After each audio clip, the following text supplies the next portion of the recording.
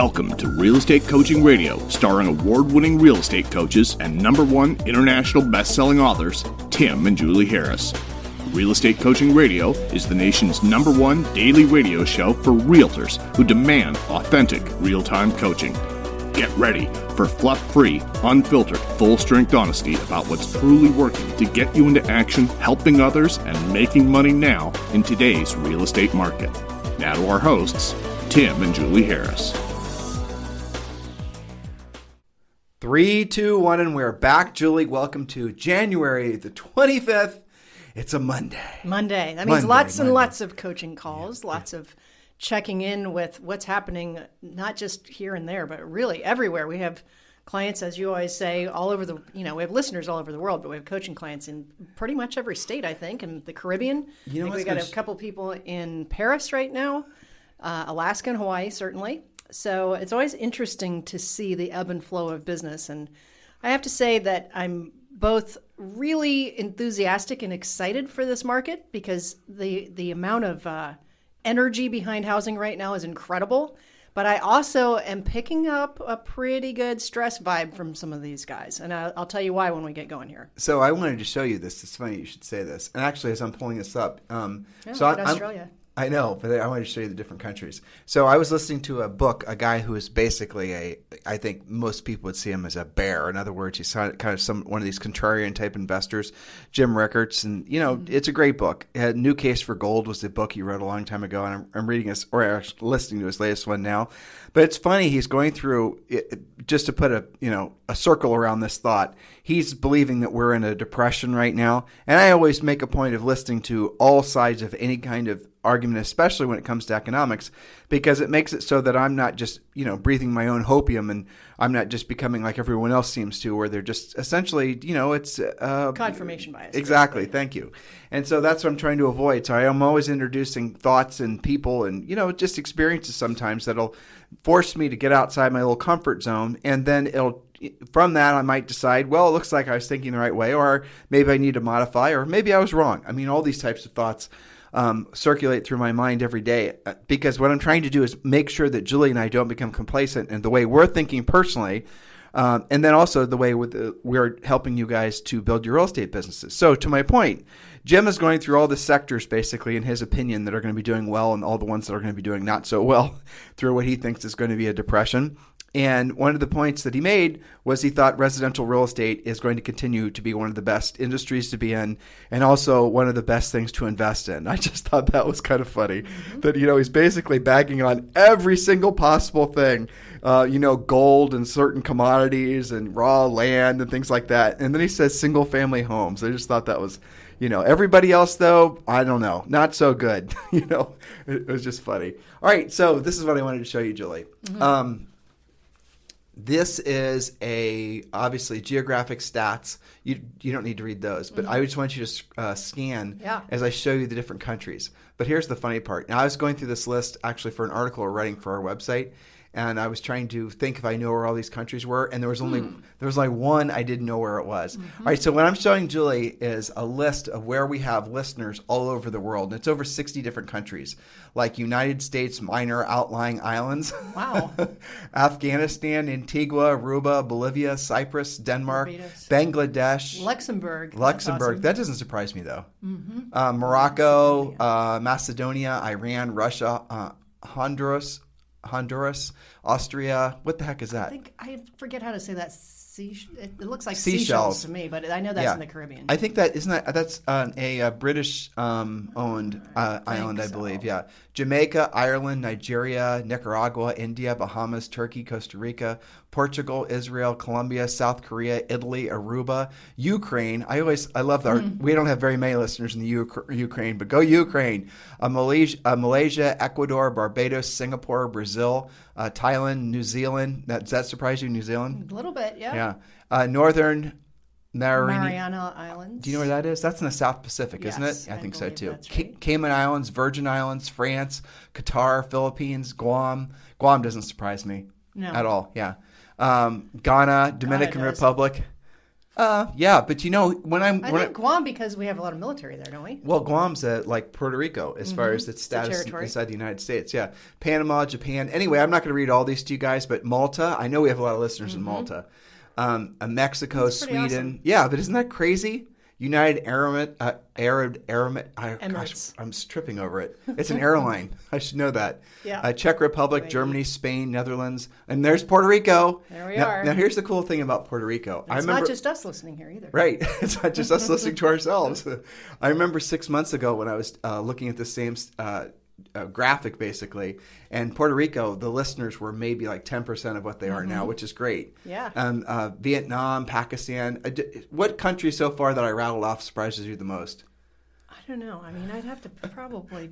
Pakistan's got to be right up there. Vietnam, something like that. Here, Just something that's really different. Let me put this in perspective, For us. Julie. Pakistan is our 1, 2, 3, 4, 5, That's fifth. surprising. It's our fifth biggest. And Vietnam after that's really surprising too. But We're huge in Pakistan and Vietnam, is what I'm trying to say. Yeah. And I have no idea why. I don't know.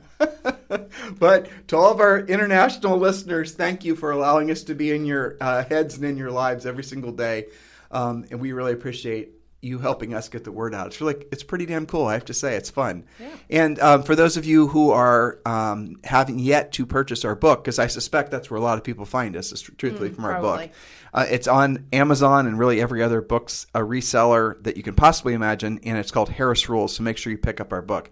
So Julie started out today by talking about, and we were putting together some notes to preparing notes for you guys so we can focus on how you can actually get the house that your buyer wants in contract. And Julie had a lot of coaching calls. This is her long coaching day. How many calls do you have today? Like 12? 12 one-on-one calls?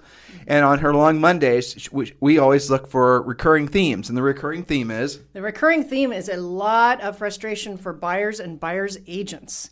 And it comes in a lot of different flavors, but I think that we try very hard to drive home the importance of being a listing agent. That is the number one cure for buyer frustration. With regards to you guys working with buyers, is just be the listing agent. And we talk about that all the time, but be that as it may, you all are working with buyers. Some of you work with a lot of buyers, and there are a lot of very, very motivated and very qualified buyers right now. So if you're working with a really good seller or a buyer that will be a great seller, then that's obviously a buyer you probably want to keep, maybe working yourself or have someone that's immediately on your staff work with. But other than that, we're suggesting that you work towards having all your buyers be referred out to agents who are only buyers agents when they have no houses to sell. So straight up buyers, have in the back of your mind that you're going to get to the point of not necessarily adding buyers agents to your staff, but you're actually going to refer those buyer leads out, because I'm here to tell you guys you'll make more net profit referring those buyer leads out to agents that aren't necessarily directly affiliated with you, as in a staff member that you're having to basically take after, a team member, whatever you want to call them. Partners, basically. Yeah, referral partners. You can make 35%. And I know in some markets, guys, agents are more than willing to pay 50% on buyer referrals.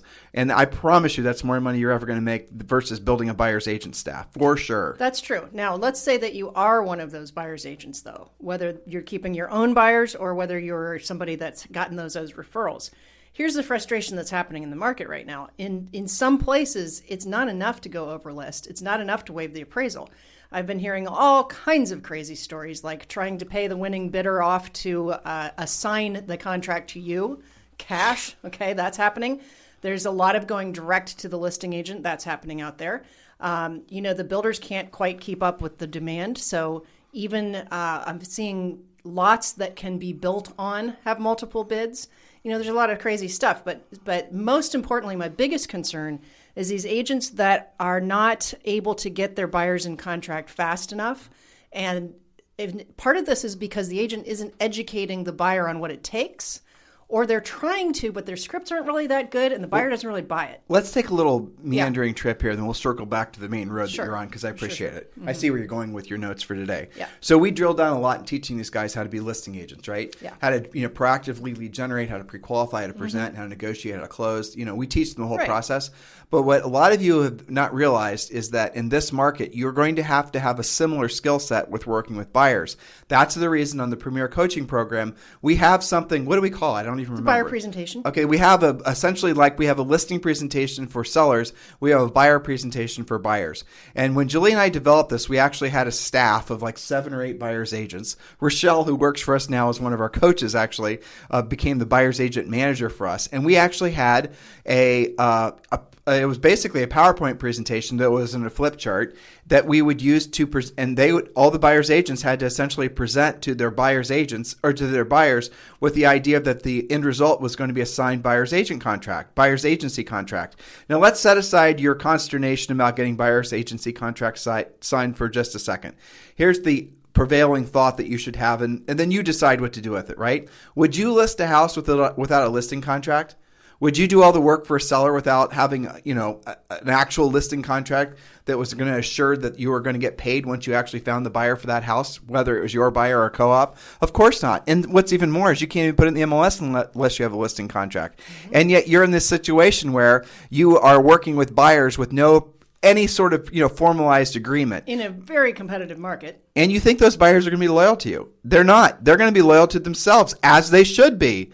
So what you need to do is you're going to not only need to show the buyer, our buyer's presentation shows the buyer why they want to work with you, why they want to work with you if they're considering a for sale by own, or why they want to work with you if they're considering working with the builder, why they want to work with you on all circumstances. Then it shows your value proposition of why or what you're going to do to help them through the process. And this is going to be valuable whether, they've purchased in multiple properties or whether they're working, it's a first-time buyer situation. So if you're not able to present to these buyers as to why they're going to want to work exclusively with you, don't be surprised if you essentially are needlessly suffering maybe in the next 2 or 3 or 4 months as these buyers aren't loyal to you. You might have a list of buyers you think you're going to sell houses to, but as I said a second ago, they're going to be loyal to themselves, and they're going to be calling listing agents. They're going to drive past a sign, and the sign just hit the yard, and let's just assume that it's not, a coming soon type situation, but magically the listing's not quite in the MLS yet. That buyer then talks to that listing agent directly, and then that listing agent sells the house to that buyer directly. You have no any sort of recourse to get paid for maybe the 1,000 weekends that you've been spending with these buyers and the 42,000 lunches you've purchased for them over the last year. You guys get the point? So you should seriously consider upgrading your game when it comes to being a professional with working with buyers on the buyer side of the contract. And the rule we had with our buyers agents is they would essentially they could maybe show houses once to a buyer without a contract signed. But after that, the buyer had to sign a buyer's agency contract, and they also had to sign a sample net sheet, in other words, a buyer's expense sheet, which also included a buyer's processing fee, which was legal and it still is. Charging a processing fee as an addition to the commission that would be from the co-op. And that's the way we worked it, and it did work. And then we had our buyer's agents, or you as an agent working with buyers, you will have then something that's, frankly, you can take to the bank. You've got a buyer who's contractually obligated to buy from you, and it's the buyer's agency contract, just like a listing contract, is going to be for a period of time. Now, why wouldn't they do this, Julie? Well, okay, so there's a couple of things going on here. Everything you said, absolutely. The reason that many agents have struggled to get this signed in the past is because they're basically closing on a signature without ever having a presentation. Right. The definition of close is the logical ending to a great presentation. If I just talk to you on the phone once and you go show me a house and then you ask me to sign something, of course I'm going to be like, no, I'm not comfortable with that, because you didn't educate me. You didn't present in any way. You simply went right for the close, and of course I'm going to say no. Because I don't know what your value proposition is. But it's even worse than that. Mm-hmm. These agents that are basically working with these buyers are assuming the buyers know that they can bring the buyer's agent in on the buyer transaction. Exactly. No education. Right, no education. They're assuming that the buyer is going to think to bring the buyer's agent in on the for sale by owner transaction. They don't even know how it's supposed to go. And then when the buyer screws you because they buy it from somebody else, it's somehow the buyer's fault. And then you blame the buyers. Buyers are liars. Right. It's not the buyer's fault. It's your fault. You weren't professional enough to give a presentation that showed your value and have some sort of contractual obligation made. Guys, can you think of a professional on planet Earth that will work with anybody without without some sort of contractual obligation, you go meet with an attorney. He might give you a little consult, but after that, you're writing him a retainer check, aren't you? You're not going to basically be working with any sort of professional more than just to get their generalized opinion without some sort of obligation that you've committed to them. And that's something that real estate agents do. So you wouldn't want to do this. I'm just thinking of all the reasons why agents make this as an excuse. Because nobody else does it in my market. Blah, blah, blah. Because I don't believe in buyer's agency contracts. Okay, don't come crying to us when they don't close with you. Okay, so I'll tell you what else what we did back when we had buyer's agents. We had an easy exit listing, and it's in our pre-listing pack. The gist of it was, now this was on the seller side, but we just created something exactly for this on the buyer side. Buyer's guarantee. Yeah, the buyer's right, exactly. And the easy exit listing was that when you're pitching for this listing to the seller, you said, Mr. Seller, unlike all my competitors in the marketplace, I'm not going to read you guys the whole script, but the gist of it was, if for any reason you're not 100% satisfied with the services that I'm providing in the job of selling your house, you can fire me with no strings attached. Now, the strings attached, there are no strings attached. There's no exit fee. There's no Mickey Mouse. There's no anything.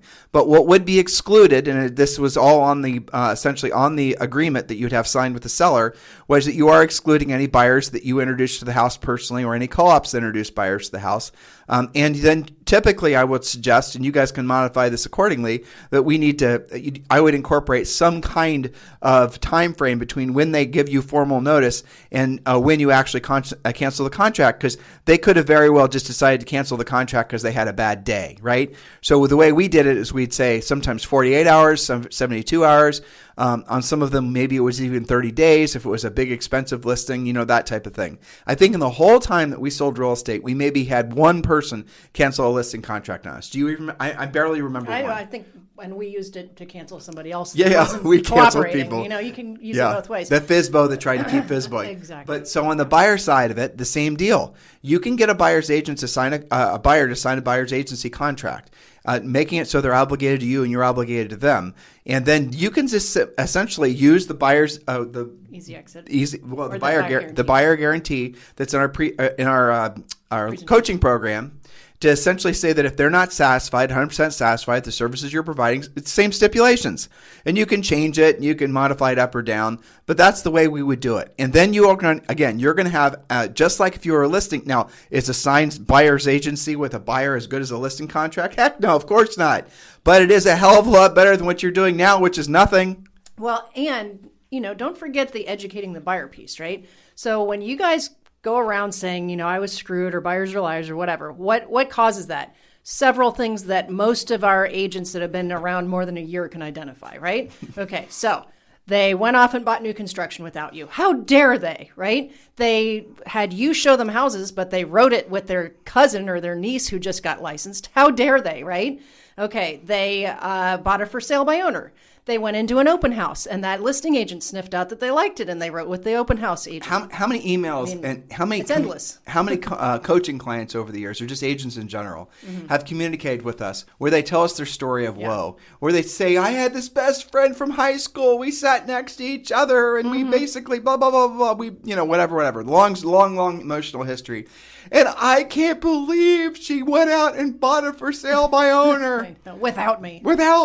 Yeah. It's like, well, did you tell her that you could have represented her and helped her on that for sale by owner? Did you actually bring her in the front door of that for sale by owner? Did you tell her that you can show for sale by owners? Oh, I have even a better question. Did you actually seek out for sale by owner properties to show her in the event that may have been a good fit for what she was looking for? Did you do your job, in other words, right? Right. It's not the buyer's job to know how this is supposed to go. Or worry about whether you're going to get paid. Yeah. I mean, here's another one. They're in contract and I find out from the lender that they're not qualified. Well, did you talk about financing when you first met them? Which is part of the buyer's presentation, too, which we teach you guys. The buyer's presentation, when you're going through it, thank you for reminding me, the first part of it is why you want to work with, me, Mr. Agent, as your buyer's agent, essentially how the world really works, and then why you want to work with, one of the several lenders that I'll suggest that you consider, and that type of thing. And then the other part of it is prior to us working or any of our staff working with any buyers, they would then have to be pre-qualified by one of our lenders. Now, pre-qualification, pre-approval, as we've talked about on this podcast and our coaching program, is those things are just made up BS things. They don't mean anything. That's the reason that we created, and you guys who are in the coaching program, just go to harrislearning.com and then just look for the Ultimate Addendum. Is that the actual name? Yes, it is. And there's podcasts. You can search the podcast site for the Ultimate Addendum as well. Right. So look for the Ultimate Addendum, and the Ultimate Addendum can be used. It's primarily used. We create it for listing agents, but obviously on the buyer's agent side of things, you could use it as well as a checklist to make sure that the lender is actually doing the job that you think they're doing. To actually, when the letter comes from the lender saying that this buyer is actually has the ability to buy, there are no subject tos, there are verification ofs, there are none of this weasel language. It's a competitive advantage because your lender letter is going to look so much better than everyone else's. Okay? Exactly. Which brings me to my next point about the buyer presentation. There's a thing going on in the market right now, which is agents are struggling with getting buyers to understand why you would, how you can conceptually be okay with going that far over list price. Why would you want to waive an appraisal, and what does that actually mean? And aren't you on my side? Why are you telling me to pay over list? Aren't you, so unless you're using a presentation and spending some time to get their trust and selling your expertise, all of those things, then what happens is the buyers don't quite understand that. They think you're just trying to make the deal easier, right? Which in a sense you are, both for yourself and for them, but they don't buy it. So then they have to lose a few houses. So you're saying basically the buyers might get frustrated and fire you as an agent because you're not educating them enough on what the real market price is or what things are actually selling for. That's what I'm saying, which you can do during the presentation. Right. But what's happening is because agents aren't taking the time to explain that, the buyers are like, well, I don't know, let's just try and come in less. Why should I have to do that? So the education piece is missing, and what happens is they have to, if they're lucky, the buyer will straighten up after one loss. But many times the buyer will get frustrated, go away from the agent because they didn't get what they wanted. There's a philosophical conversation that's, basically burbling up here. And again, this goes back to skills. You have to remember, listeners, that 99.9% of all your buyers are not predicating their decisions on finances. They're not thinking in terms of like the best deal. That's your convoluted thinking for them. In other words, that's not what's most important to them. What's most important to them is getting the house. Right? Yes. That's it. And what you guys are doing is you learn this the hard way through experience, or you don't ever learn it and you don't stay in real estate. But just trust, old Coach Tim, the reality of it is that you do not, your main motivation for real estate might be the best deal financially, but very rarely is it a consumer's main motivation. I was having an interesting coaching call with Rob Johnson, whose average sale price, I don't even know how much, probably like $4 million, at least. And maybe higher. And we were talking about the fact that he now, in Greenwich, Connecticut, is seeing a competitive market where people are going over ask. Mm-hmm. And he's having these properties that before would have been not even white elephants. They were like opaque elephants. They sat on the market so long, right? Mm-hmm. And they were all just basically beautiful old sort of estates that weren't near enough to the center of Greenwich that they were just sort of forgotten about. Well, those now are selling like hotcakes because they're sort of like the exact COVID property that people want.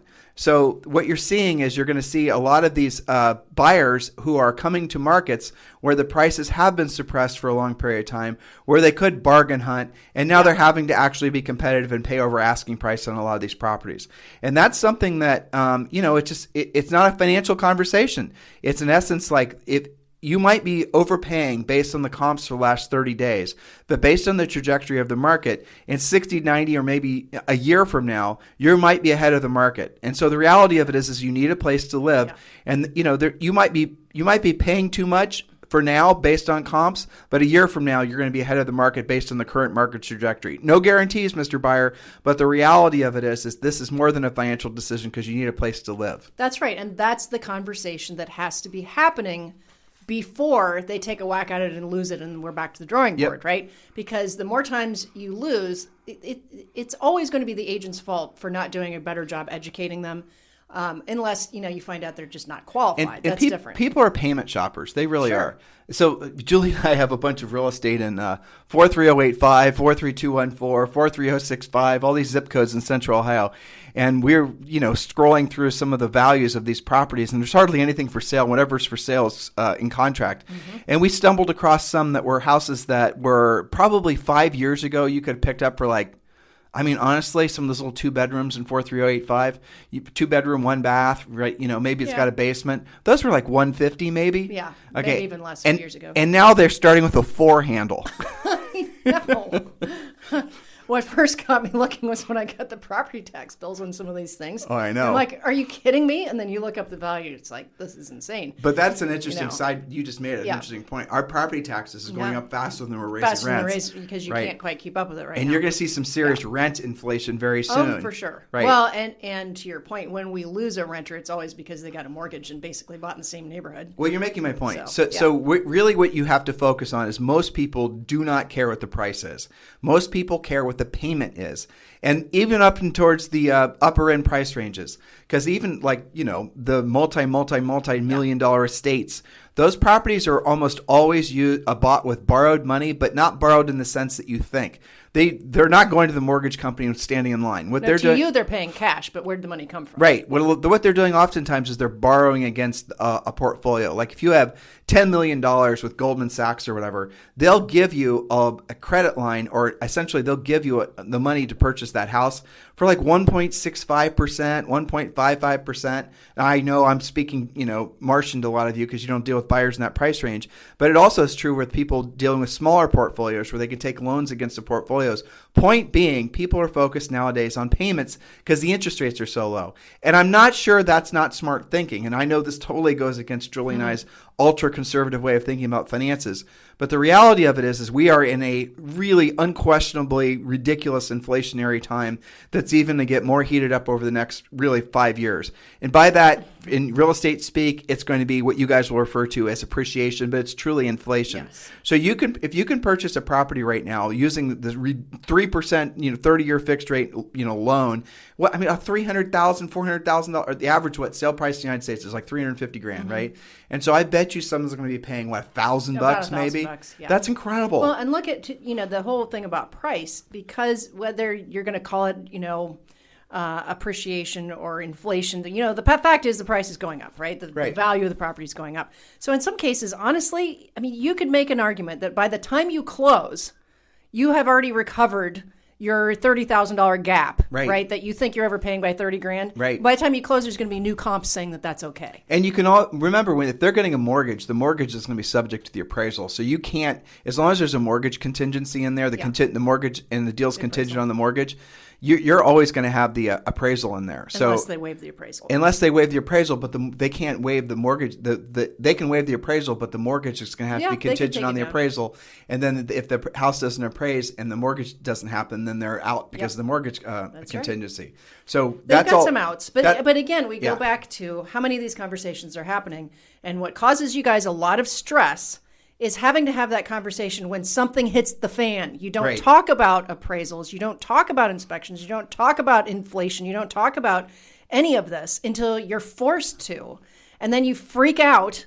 And when you're stressed out, believe me, your buyers and sellers don't appreciate that because they're relying on you to do a good job for them. Focus on what they're paying in rent now, assuming they're renting, or what their current payment is, or what what they want their payment to be. That's really what their motivation is. And I have to say, guys, again, with these low interest rates, even if they are overpaying today, a year from now with more inflation, they could be in the money. Sure. And so I'm not really sure. We've already seen that year over year with a lot of these markets. And how many of you guys are losing deals because you're over negotiating? Because you think you're promising your buyers you're going to somehow, get a better price other than what the house is listed for. That happens. And also the buyers sometimes, because they haven't been educated, convince the agent, let's try out coming in low. Either way, the result's the same. They don't end up with the house that they want. So it's a script, for example. It's one of the things we teach in the coaching program. So if I say, Julie, role play, don't be Julie, you want me to be nation's a buyer, number one kid, you're going to be the buyer. Okay. So no, you're going to be, I'll be the agent. You say I'm looking for a good deal. I'm looking for a good deal. Okay, great. So now what does most agents think, listeners? They're going to think that Julie's referring to price. But here's the script. I hear that a lot. It makes perfect sense. So what does a good deal mean to you? Well, I don't want to overpay for something. And I want to get what I want. I mean, I want to get the right place for my family. So in the list of priorities, if you had condition, if you had location and price, where would you put them? Definitely the location Right. and condition, and then, I know price is going to be what it is. Right, exactly. So we need to focus on something that's going to have a really good location that makes sense for you, that's going to have really, acceptable condition, and then the price, assuming all the stars align. Yep. That okay. So, and what you have to learn how to do, listeners, is when again, this is something we teach in the coaching program. When you originally sit down with a buyer, one of the things that we teach you how to do is you pull out a map. Don't do this digitally. Do it like you could print out a map, and then you ask them where they are. Like, where do you work? And then, the fact that a lot of them are working out of their houses makes that question easier. But where do you work? And then put a little dot where they work on the map. Where do you, if they go to, mosque, synagogue, church, whatever, temple, then put a little star there. Where do your kids go to school? Where do you go to, Pilates? Where do you go grocery stores? Whatever. So draw a circle then around a circumference, encompassing all the little dots. And that's the world that they live in. Okay? That's probably where they're going to buy it. That's where they're going to buy and guaranteed, because everything is within. And the other questions you can ask is, how long are you willing to drive to work, for example? And now in some of these really congested cities, then people might have to say an hour. But then you start saying, okay, if you're willing to drive no more than, say, 20 minutes to one location to the other, after school, get back to the kids, the school, and get back to work and go to play, whatever, soccer game. Okay, then we can make the circle a little bit bigger. We can make the circle a little bit smaller. And then when you've created this sort of circumference of this area that they're most likely going to live in, and remember, guys, this is based on actual research and science, because I think it's from the Social Security Administration. It says 95% of everyone are born and die within the same exact 25-mile radius. Yeah. So most people are born in the same area in which they'll live their entire existences. So just keep that in mind. That I like that we used to do is ask them for a picture of their previous house. Right, especially relo. Especially because they're going to buy the same thing. They will buy exactly the same thing. Because they want to put their existing furniture in some house that works in their, exactly. And that's what they're going to do. That saves time too. But when you've drawn that circle around there, then the next phase is you're going to go through and you're going to pick out the areas that are, what price range? Okay, so in the area that you've, decided you want to live, generally speaking, Mr. Buyer, these are the communities in which you basically, that your requirement. The bedrooms, the baths, you wanted something newer, you wanted something with a pool or a 3-car garage or whatever. So these are the particular areas. And maybe in this overall circle, there might only be 2 areas. And then you go and you show them a list of the houses for sale. And then what you've caused them to do, help them to do, which online websites and Zillow and all the rest of them will never do, is you've helped to focus them, and they're going to be immediately grateful for the fact that you're taking a professional approach to help focus their mind so they can then, move forward and, maybe drill down in a particular neighborhood. Don't expect them to do that themselves. You're going to have to learn how to do that themselves. And this is a form of consultative selling. That's what you're doing. Yes. And by the way, part of what we do in coaching is not just the presentation, but we have a whole section called Buyer Mastery with lots and lots of coaching calls that sound just like this, taking each and every segment. How do you talk to buyers about their financing? There's ways to ask them questions that drill down faster, like what price has your lender told you not to go over? Well, guess what? If they haven't seen a lender, you're going to find that out, right? It's how you ask questions. It's the time that you spend with them, which ultimately, yes, you're headed for a buyer agency agreement. And along the way, you have educated them. You've bonded with them a little bit. They trust you more. And when you say, you know what, there's 20 offers coming in on this property, we're going to need to come in over list. Then they say, how far? And they do what you ask them to do. You get them in contract faster. And this is the reason Julie and I are not big advocates of these long-term drip email campaigns, because what we want you to do is we want you to get the buyers into it. You can do this all over Zoom. By the way, we're about to come out with a white paper on how to do presentations on Zoom. They'll hopefully be on the website in the next couple of days. But you're then going to have fewer leads, but the leads you're going to have are going to be truly motivated. Your job as a sales professional, which you are, whatever title you put on your card, that's fine. But everyone else on planet Earth thinks as a real estate person, as a salesperson. There's nothing wrong with that. Just be a really good salesperson, the best version of you as a salesperson, and you will not have any more, abhorrence to basically calling yourself a salesperson. But the job of a salesperson is to help essentially solve a problem. This problem that you're helping someone solve on the buyer side is getting a house that they want. They expect you to do that. That is the role that they expect you to play. They expect you to have a formalized presentation. They expect you to have a point where you're going to ask for a commitment from them. They then expect you to perform. And the longer you take to do it, the less they trust you. That's right. That's absolutely true. I mean, I've had a lot of coaching calls that are, tell me about your buyers. And then they end with, so the only reason these people are not in contract yet is simply because you haven't done your job for them, because you haven't found them the inventory, you haven't negotiated on their behalf. That is the only reason they're not pending right now. And by the way, the houses that you're going to show them, and you need to show them and explain to them, aren't just going to be the ones in the MLS, because they can see those too. You're going to have to explain to them that you're going to have the for sale by owners. You're going to call the old expireds. You're going to know about all the new construction that's going on there. Not just the big builder new construction, but maybe Bob the builder owns 3 lots and he's doing 2 specs that you just drove past and didn't realize those would be spec houses. Those types of things. That's where you need to be going. Then there's the list pens. Then there's notice defaults. Then there's the probate listings. They expect you to know how to do this, and if you don't, they're not going to use you. Maybe they actually start using you, but they won't use you to actually purchase a house. With you. Right. Yes. Okay. So speaking of that, here's an interesting little development that some of our very proactive, motivated coaching clients have taken on. When there's very little inventory, let's say that you're about to go show a fresh new listing in the neighborhood that your buyers just have to have, right? That is the neighborhood for me. Okay, so here's what they're doing. Before they meet the buyer for that showing, they're door knocking the neighborhood and they're saying, this afternoon, I'm going to be showing this property. Now, there's a very good likelihood that we're going to compete and only one person can buy that house. So, are you interested in selling? That's a great idea. You're in the neighborhood anyway. Yep. You got to get to know it. And what have you just shown those homeowners? That you are the proactive agent that works in that neighborhood. You're probably going to be maybe the one that sells their neighbor's house. And that you're, looking for whoever's next. And obviously keep track of who you actually make contact with when you're doing that work, and then stay in contact with those people, right? Even if it was just a polite, sure, them saying maybe no. They'll sell next year. Maybe it's going to be tomorrow. But I think that's a really good proactive way, especially, a good use of your time. You're out there anyway, and you're going to find out who's going to be next. I heard a statistic, Julie, that only 15% of all sellers that put their houses for sale had thought about putting their houses for sale 90 days prior. Wow. In other words, That's most people basically who put their houses for sale, they have some situation, a relo, an opportunity, something happens that triggers the home sale. It's not, generally speaking, most people aren't planners. Was my takeaway. Mm-hmm. And so to Julie's point, you might knock on the door and the seller might say, not now, maybe I'm not in the mood. But then 2 weeks later, then all of a sudden she's going to have, some life change or some opportunity, and she's going to want to move. And COVID, by the way, has been the ultimate catalyst for people who hadn't been in the market putting their houses for sale. But you're going to have to be aggressive is the bottom line. If you guys do what you don't want to do now, the future version of you is definitely going to appreciate it. It's going to be easier for you because you're going to have a business worth having and a life worth living, in the sense that you're going to feel successful and you're going to have abundance in your life. But you're going to have to create abundance in other people's lives. That's called being of service to other people, which means in order for you to do that, you're going to have to be a professional. Yes, and so Julie just reminded me.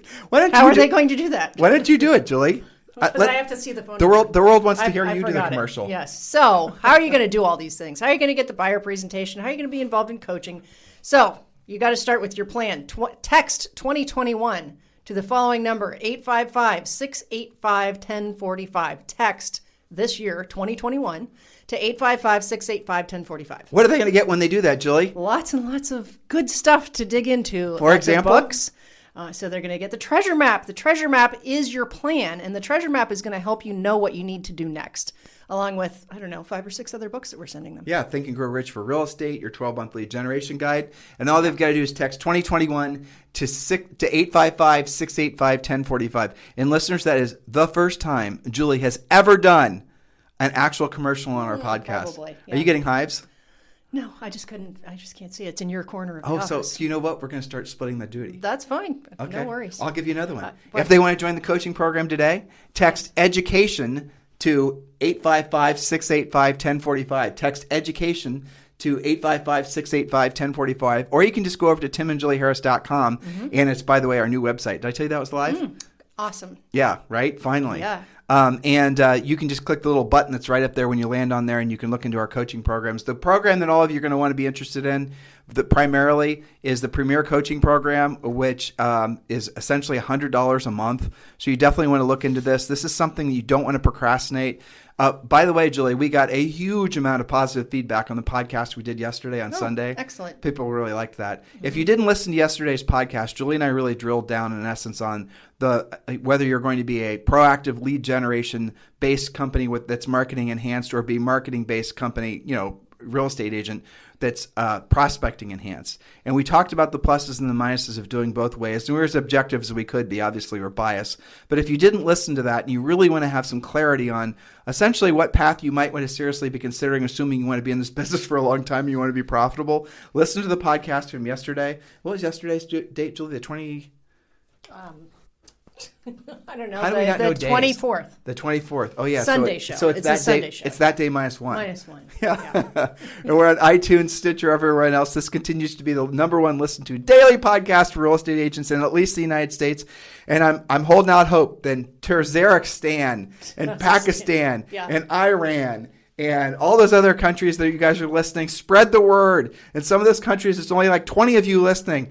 That is a base. You guys have to let another 20 people know. That's right. So do help us continue to spread the word that you are in the right place at the right time. This is definitely the right industry. If you don't believe me, listen to a perma bear like Jim Rickards, and he'll tell you that real estate is one of the best things to be in. It's so hilarious to hear me listen to somebody who usually is basically telling people to buy farmland and gold and get ready for some sort of, economic Armageddon, and hear him say residential real estate is going to continue to be a bright spot. It's awesome. It is awesome. And we're fortunate. You're fortunate. Make sure you're taking full advantage of this marketplace. It's becoming more aggressive, more competitive than it ever has been. I can tell you a significant uptick just in my sampling of our coaching clients. It's definitely getting more competitive, and you guys have got to stay competitive. You've got to change what you're doing to get results. Most agents hate that word, competitive. I know, but you know what? If you want to thrive, not just survive this market, and I'm serious that your clients, you owe it to your clients to change your ways if you're not doing what they hired you to do. Yeah, that's it. And your centers of influence and past clients, they're those of you who are listening right now, and those of you who are listening who are basically, I just work my centers of influence and past clients. Yeah, well, they know too. You're the ones that have the biggest problem with the idea that we live in a competitive world and an ultra competitive industry, and you're the ones that suffer the most in a market like this because you're not willing to. You assume that your centers of influence and past clients will just continue to use you just because you gave them a pumpkin pie last November. Some of them will, but most of them are going to always do what's best for them, which means that they're going to transact with essentially who's got the listing.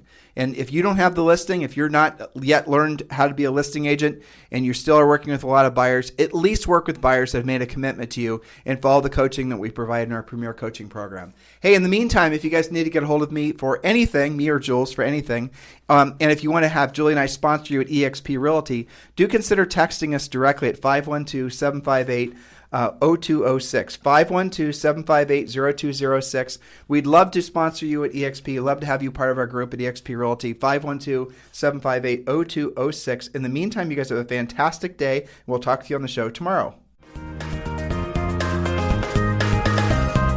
This program has been a presentation by Tim and Julie Harris, Real Estate Coaching. For more information on our real estate coaching and training programs, visit our website at timandjulieharris.com. Remember to tune in weekdays at noon for upcoming shows. And until next time, thank you for listening to Real Estate Coaching Radio with Tim and Julie Harris. This podcast is a part of the C-Suite Radio Network. For more top business podcasts, visit c-suiteradio.com.